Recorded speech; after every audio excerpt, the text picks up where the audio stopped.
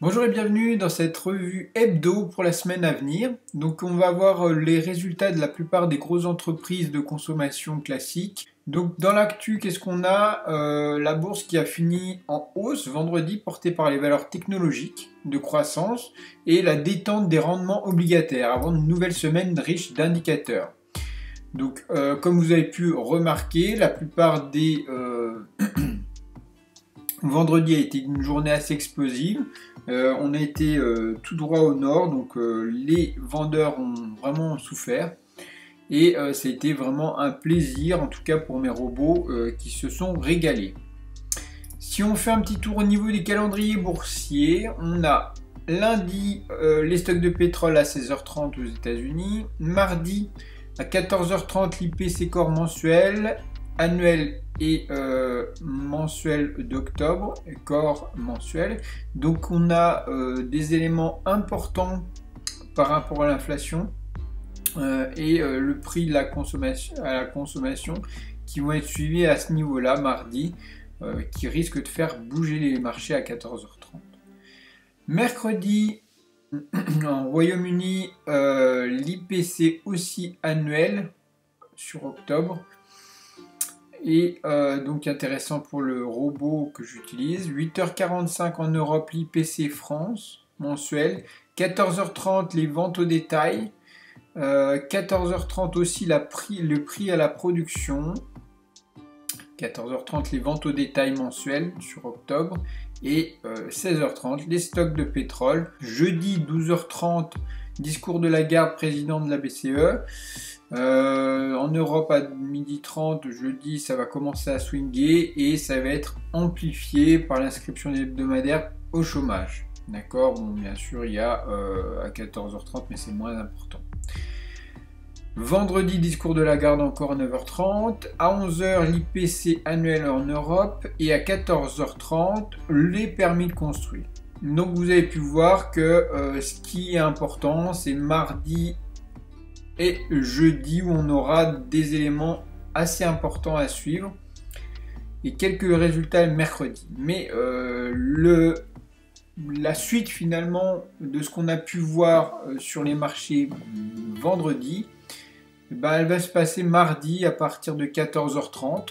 À voir si on continue cette vague haussière qui a été soutenue et assez importante vendredi, ou si justement on va avoir le penchant, c'est-à-dire que si l'IPC est décevante, on va avoir un retrait assez massif des personnes qui sont positionnées sur les valeurs technologiques en masse, parce que justement, si la consommation n'est pas là, il risque d'y avoir un petit frein. Donc voilà, tout risque de commencer à se passer le mardi et peut-être se prolonger en fin de semaine jeudi. Pour ce qui est des calendriers des résultats, donc comme je vous ai dit, c'est assez simple, hein. C'est la consommation qu'on va avoir. Donc contrairement aux semaines précédentes où on avait surtout de la tech, ici on va voir la consommation. Donc British American Tobacco, Johnson Control, Tyson Food, ça c'est les produits congelés il me semble. Ensuite Home Depot mardi, Experian, Vodafone. Mercredi on va voir Cisco, donc comme pareil, hein, on a beaucoup de grosses entreprises intéressantes, et Walmart, encore une consommation, donc c'est vraiment aux États-Unis comment se passe la consommation des ménages qui vont être appréciés mardi, jeudi, et voilà. Donc vous pouvez voir que là ça va vraiment être focalisé sur la consommation des ménages et plus rien à voir avec la technologie. Donc les résultats vont être vraiment focalisés sur tout ce qui est des indices de type Dow Jones qu'on peut retrouver ici avec une belle montée dernièrement. On est proche de la R1 mensuelle. Donc c'est là que tout se jouera autour de la R1. Soit on part sur la R2, soit on revient sur le pivot, voire plus bas si c'est vraiment mauvais. Pour ce qui est du Nasdaq, vous avez vu, il a cassé carrément, il arrive vers la middle R1 mensuelle. Bon, on a eu cet élan assez important, mais on sera plus stagnant ou en retracement, je pense, sur cette semaine, qui risque d'être plus focalisé sur d'autres indices. Le SP500, lui, tire son épingle du jeu parce que il est bien au-delà de la R1 mensuelle. Et si tout se passe bien et que l'IPC est correct, on va continuer cette ascension qui casse les plus hauts depuis début septembre. Donc c'est vraiment intéressant de voir cette évolution sur les indices.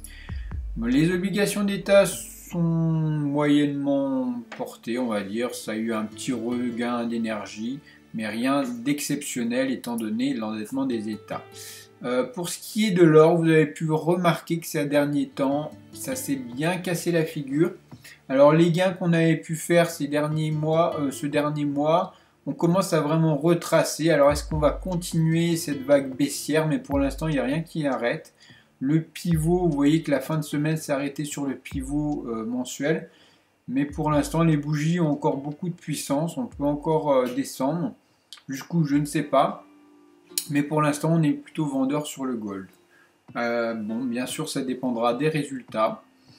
Alors, vous avez pu remarquer un truc assez impressionnant, c'était l'Ethereum, le gros sursaut, il y avait 7 ou 8% d'un coup sur la journée de jeudi dernier. Alors, maintenant, on est sur du retracement. Qu'est-ce qui va se passer? Bon, on verra, mais pour l'instant, on est sur les R2. Et on va, je pense, broder sur les R2 tant qu'on n'aura pas une nouvelle importante. Le Bitcoin est un petit peu plus tranquille, on est sur la R1 mensuelle. Donc vous voyez qu'on est un peu moins haussier sur le Bitcoin. Il stabilise cette grosse phase haussière qu'on avait eue. En fait, la phase haussière qu'on avait eue en fin octobre, on l'a eu maintenant sur l'Ethereum, qui a concrétisé un phénomène haussier long terme, parce qu'on revient sur des plus hauts historiques sur début avril. Donc vous voyez que on est vraiment au taquet au niveau des points hauts, d'accord? Après, si on casse ces niveaux, hein, surtout sur l'Ethereum, là vous voyez qu'on a une hausse assez impressionnante qui est possible. On peut atteindre jusqu'à les R5. Donc les 2700 points ne seront plus en fait une imagination à condition de casser vraiment nettement les 2129 points. Donc si on vient à casser ces niveaux là, alors là il y aura si on a une belle grosse bougie, et ben on peut avoir comme objectif des objectifs assez audacieux de type R5 à 2700 points. Voilà pour le petit point de la semaine. N'hésitez pas à liker la vidéo. Si vous cherchez un robot de trading, moi j'utilise régulièrement des robots de trading, notamment deux qui tournent 24 heures sur 24, 5 jours sur 7 pour gérer les actifs de type Nasdaq et le Forex sur le paire GBP-USD. Alors, je vous invite à me contacter sur mon canal Telegram dans la description. Et si vous cherchez un broker sérieux, il y a ActiveTrade avec qui je travaille tous les jours et que vous retrouverez aussi dans la description. Bonne semaine à tous!